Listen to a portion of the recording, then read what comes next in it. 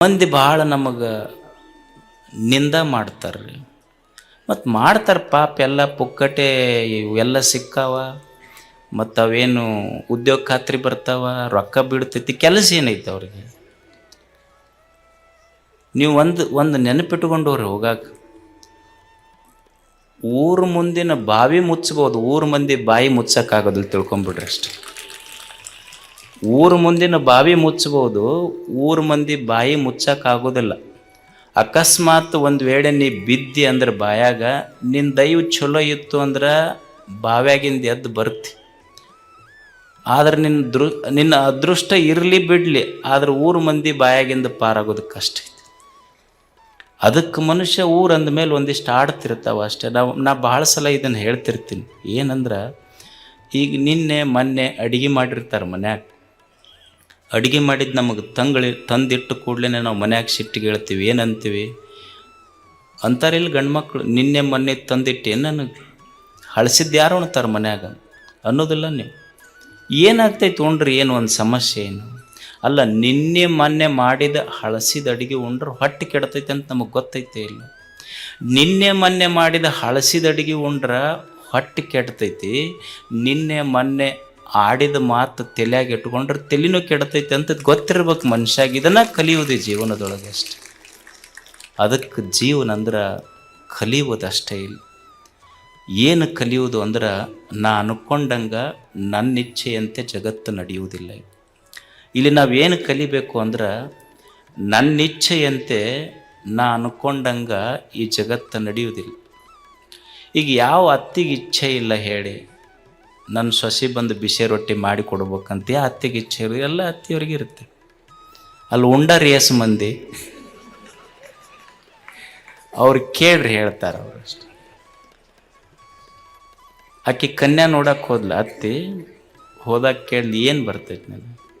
ಇಡ್ಲಿ ಇಡ್ಲಿ ಬರ್ತೈತಿ, ದೋಸೆ ಬರ್ತೈತಿ, ಹೋಳಿಗೆ ಬರ್ತೈತೆ, ಎಲ್ಲ ಬರ್ತೈತೆ ಅನ್ನಂತ ಕೇಳಲತ್ತಿ. ಇವು ಆರ್ಡರ್ ಕೊಟ್ಟರು ಹೋಟೆಲ್ನಾಗ ಎಲ್ಲ ಬರ್ತಾವಂದ್ಲಕ್ಕೆ.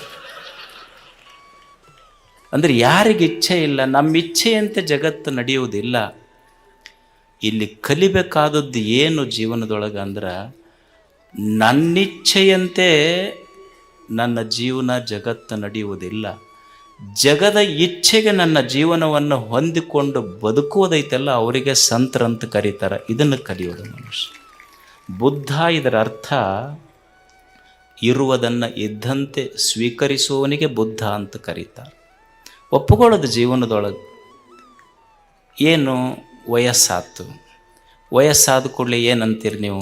ಏನ್ರಿ ಸ್ವಸ್ಥರು ಮಕ್ಕಳು ಒಟ್ಟು ನಮಗೆ ಸೇರೋದಿಲ್ಲ. ಎಲ್ಲೋ ನಮ್ಮ ಹುಡುಗ ಹೇಳ್ತಿದ್ದು ಒಂದು ಆತು, ವಯಸ್ಸಾದ ಮೇಲೆ ಆಗೋದಲ್ಲ.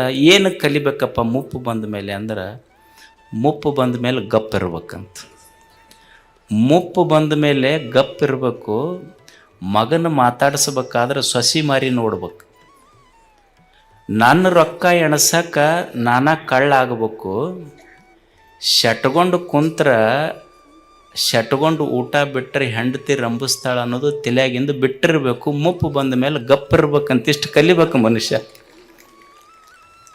ಕಲಿಯುವುದಿಲ್ಲ ಅಷ್ಟೇ ಜೀವನದೊಳಗೆ. ಅದಕ್ಕೆ ಜೀವನ ಇದ್ದಂತೆ ಸ್ವೀಕರಿಸುವವನಿಗೆ ಸಂತ ಅಂತ ಕರೀತಾರೆ, ಜ್ಞಾನಿ ಅಂತ ಕರೀತಾರೆ. ಯಾಕಂದ್ರೆ ನಾನೇನು ಬಯಸ್ತೀನಲ್ಲ, ನಾನಿರುವುದು ವರ್ತಮಾನದಲ್ಲಿ, ನನ್ನ ಬಯಕೆಗಳಿರುವುದು ಭವಿಷ್ಯತ್ತಿನಲ್ಲಿ. ಅಂದ್ರೆ there is a difference, gap. ವರ್ತಮಾನಕ್ಕೂ ಭವಿಷ್ಯಕ್ಕೂ ಗ್ಯಾಪ್ ಇದೆ. ಅದಕ್ಕೆ ವರ್ತಮಾನದೊಳಗೆ ಏನು ಸಿಗುತ್ತದೆ, ನಿನ್ನೆ ಸತ್ತು ಹೋಗಿದೆ. Yesterday is dead, tomorrow is not yet born, what I have with me is today. ಇವತ್ತು ನನ್ನ ಕೈಯಾಗ ದೇವರು ಕೊಟ್ಟಾನಲ್ಲ, ಈ ಕ್ಷಣವನ್ನು ಅನುಭವಿಸುವುದಷ್ಟೇ, ಸಂತೋಷ ಪಡೋದು.